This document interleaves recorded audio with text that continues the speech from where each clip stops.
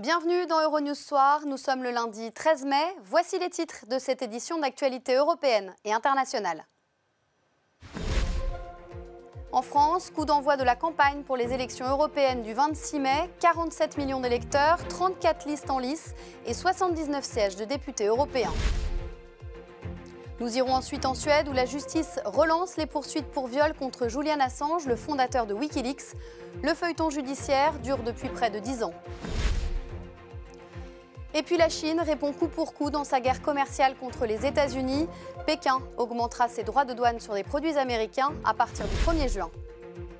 Un bijou d'architecture enfin avec le pavillon Le Corbusier à Zurich. Nous vous ferons découvrir dans ce journal les particularités de la dernière œuvre de l'architecte franco-suisse. J-13 avant les élections européennes. Le 26 mai, 373 millions d'Européens, dont 47 millions de Français sont appelés aux urnes pour élire les députés européens. Les enjeux du scrutin en France avec Sandrine Delorme. Deux premiers ministres. La campagne électorale officielle est bien lancée en France pour les élections européennes. Les derniers sondages donnent toujours la liste de La République En Marche emmenée par Nathalie Loiseau et le Rassemblement National au coude à coude, environ 22% pour les deux listes. Mais 34 listes se présentent aux européennes en France et tous parlent d'une confiscation de la parole, à commencer par le parti de droite de Laurent Wauquiez, Les Républicains. Le but de leur campagne, c'est de battre le Rassemblement national. Ils veulent tous se battre entre eux. Eh bien nous, notre seul but dans cette campagne, c'est de résoudre les problèmes des Français. À l'extrême gauche, la France insoumise de Jean-Luc Mélenchon occupe pourtant le terrain avec Manon Bry, jeune tête de liste remontée qui ne mâche pas ses mots. Qu'aujourd'hui, oui, on a le sentiment que cette élection est en train d'être confisquée et qu'il faut défaire ce duel qui n'a plus rien d'un duel, pour être honnête. C'est un duo. Quand on a Emmanuel Macron et La République En Marche qui se posent, c'est moi ou le chaos.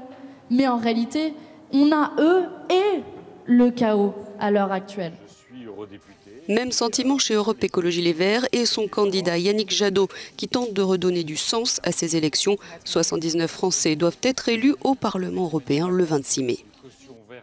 Pour nous, cette élection européenne, c'est le vote du siècle. On a vu depuis 5 ans l'Europe se disloquer, le Brexit, Salvini, Orban et ses dérives. On connaît les enjeux européens, mais pour vous Mais pour nous, vous allez voir le 26 mai à 20h, quand vous aurez à commenter les résultats, que le score des écologistes sera un très beau résultat. Qu'est-ce qui vous permet de dire ça? Parce que moi, je fais beaucoup de terrain et on a un retour extrêmement positif. Ah, le collègue. Pas candidat cette fois ? La campagne officielle pour les élections européennes a débuté aujourd'hui en France avec 34 listes en lice. Pour en parler, je reçois Alix Bouillaguet. Bonsoir. Bonsoir. Vous êtes journaliste politique, rédactrice en chef de l'émission politique sur France 2. On parle beaucoup du duel entre La République En Marche et le Rassemblement National, c'est-à-dire entre le parti d'Emmanuel Macron et l'extrême droite. Certains parlent déjà d'une élection confisquée, mais n'est-on pas éloigné des enjeux européens ? Oui, c'est vrai qu'en ce moment, la campagne en France, elle est un petit peu éloignée de ces enjeux européens, tout simplement parce qu'aujourd'hui, on assiste au retour du match du second tour de la présidentielle de 2017. On a une Marine Le Pen extrêmement impliquée dans la campagne, qui éclipse de temps à autre Jordan Bardella. On a également un Emmanuel Macron à fond dans cette campagne, qui participe à des meetings, qui intervient ici ou là et qui éclipse effectivement la candidate Nathalie Loiseau. On a même vu Édouard Philippe, le chef du gouvernement, lui aussi participer à des meetings. Donc, de fait, ils ont un peu déplacé le curseur des enjeux européens vers des enjeux nationaux. Alors, Yannick Jadot d'Europe Écologie Les Verts parle de vote du siècle. Est-ce que les partis écologistes en Europe pourraient faire une percée, pourraient créer la surprise avec des scores élevés ? Alors, je vais vous dire à la fois oui et non, c'est-à-dire qu'en Europe, il pourrait y avoir un sursaut écologique. En France, le problème, si je puis m'exprimer ainsi, c'est que tous les partis, et notamment les partis de gauche, mais y compris les partis de droite, ont verdi leur programme. Ce qui fait qu'aujourd'hui, on a du mal à savoir qui se revendique vraiment de l'écologie dite pure ou pas. Donc Yannick Jadot, il prêche, mais il n'est plus le seul à prêcher sur ce domaine de l'écologie, puisque la liste PS, Raphaël Glucksmann, ou la liste de la France Insoumise de Manon Bry, elle aussi parle écologie.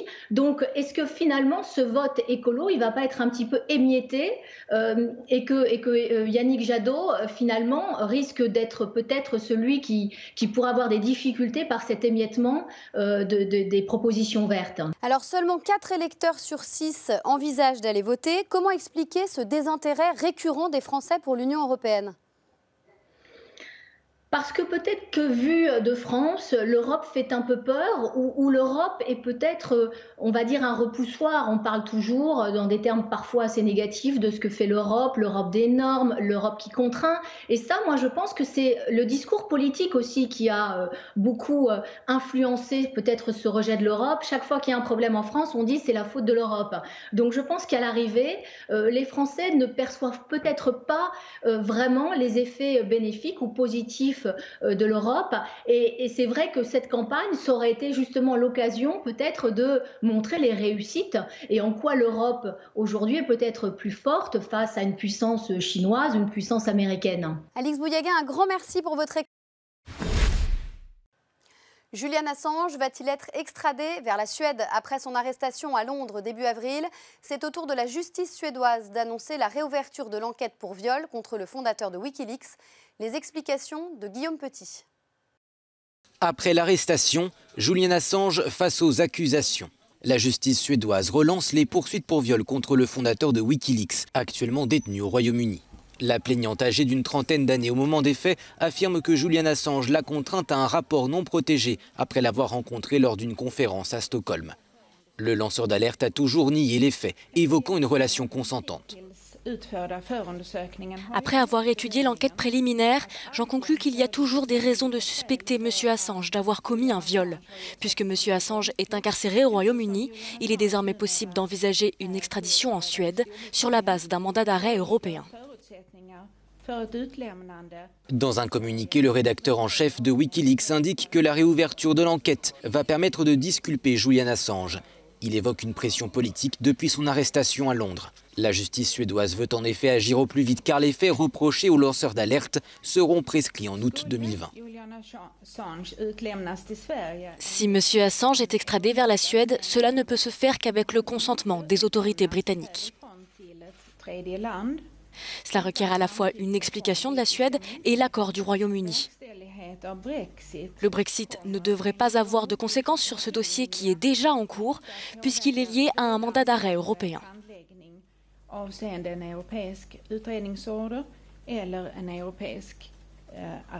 Le fondateur de Wikileaks avait été arrêté le 11 avril dernier à l'ambassade d'Équateur à Londres, où il s'était réfugié pendant 8 ans. Julian Assange était sous le double coup d'une demande d'extradition américaine pour piratage informatique et d'un mandat d'arrêt britannique délivré pour non-respect des clauses de sa liberté conditionnelle. En son absence et faute de pouvoir faire avancer l'enquête, la justice suédoise avait dû abandonner les poursuites.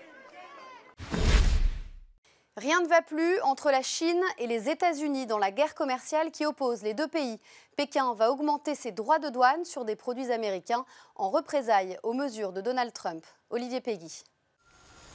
Dans la guerre commerciale que se livrent la Chine et les États-Unis, les deux pays se rendent coup pour coup. Il y a 3 jours, Washington annonçait une hausse de 10 à 25% des droits de douane sur certains produits chinois, représentant 200 milliards de dollars. Et bien ce lundi, riposte de la Chine qui indique qu'à partir du 1er juin, elle va taxer davantage certains produits américains sur 60 milliards de dollars. À Pékin, on assure ne faire que répondre à l'attitude hostile des États-Unis. Augmenter les droits de douane ne permet de résoudre aucun problème. La Chine ne cédera jamais à aucune pression extérieure. Nous avons la détermination et la capacité de défendre nos droits et nos intérêts légitimes. Washington et Pékin tentent depuis plusieurs mois de trouver un accord commercial, sans succès jusqu'à présent. Certains évoquent la possibilité d'une rencontre au sommet entre le président américain et son homologue chinois en marge du sommet du G20 à la fin du mois de juin au Japon. En attendant, cette escalade des tensions affecte les marchés financiers. Tous les grands indices boursiers ont débuté la semaine en recul, de Londres à Tokyo en passant par Paris et New York. Les investisseurs s'inquiètent des répercussions de ces tensions sur la croissance économique mondiale.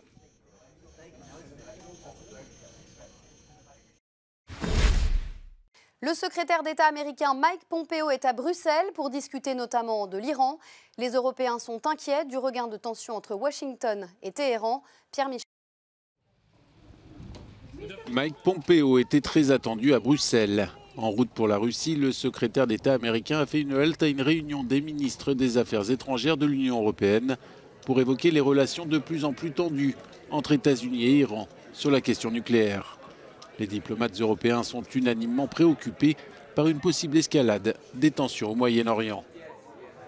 Nous continuons pleinement à soutenir l'accord sur le nucléaire en Iran et sa mise en œuvre intégrale.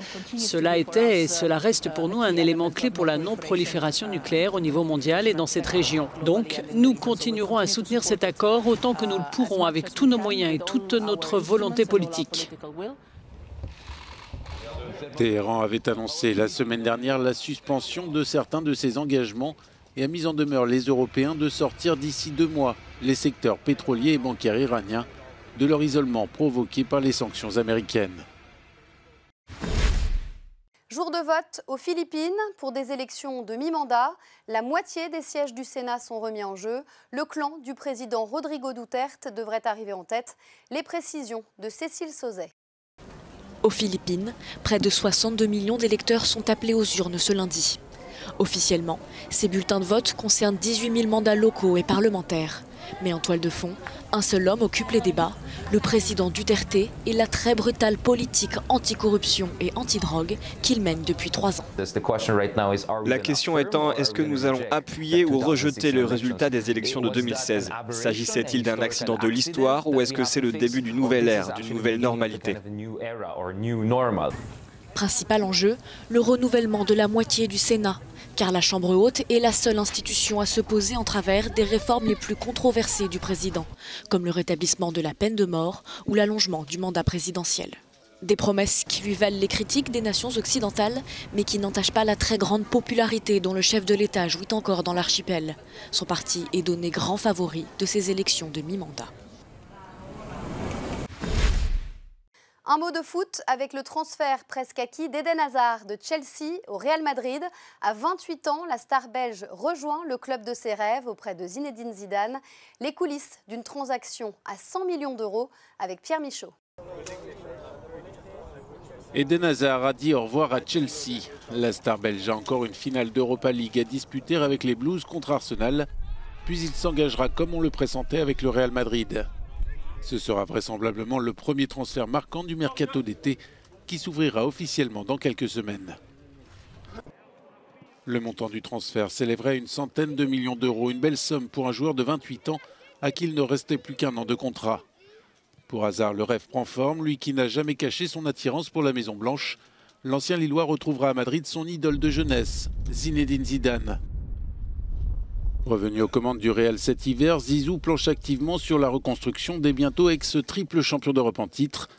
Il a choisi Hazard pour remplacer l'indésirable Gareth Bale qui devrait retrouver la Première Ligue. Ensuite, beaucoup de noms circulent. Prochaine cible clinquante des merengues, Paul Pogba, pour densifier le milieu de terrain. C'est une œuvre de verre et d'acier où l'absence de béton, pourtant sa matière de prédilection, n'échappe pas aux visiteurs. Olivier Peggy nous fait découvrir un joyau d'architecture signé Le Corbusier à Zurich. C'est l'ultime bâtiment signé Le Corbusier. Ce pavillon, construit à Zurich en Suisse, l'édifice vient de rouvrir au public après 2 ans de travaux. Cette maison, Le Corbusier en avait fait les plans dans les années 60, mais il est mort avant sa construction en 1967. C'est désormais un lieu d'exposition qui appartient à la ville de Zurich. Bien sûr, Zurich était une ville qui comptait pour lui. C'est ici qu'il y avait son éditeur. C'est ici qu'habitait la galeriste qui a exposé ses œuvres et qui a également construit ce bâtiment. Mais il faut aussi dire qu'il a eu des déceptions à Zurich. Il a remporté plusieurs concours, mais aucun projet n'a abouti. On retrouve là le style si caractéristique du célèbre architecte franco-suisse, à une exception de taille, l'absence de béton. Ici, tout est fait en acier et en verre. Et les proportions respectent le modulor, ce système de dimensions créé par Le Corbusier. D'une certaine manière, tout son héritage se trouve ici. Son système proportionnel du modulor, la préfabrication ou encore la polychromie. Il y a donc beaucoup de choses propres à ce grand architecte qu'on retrouve dans ce bâtiment. Ce pavillon Le Corbusier à Zurich est ouvert aux visiteurs entre mai et novembre.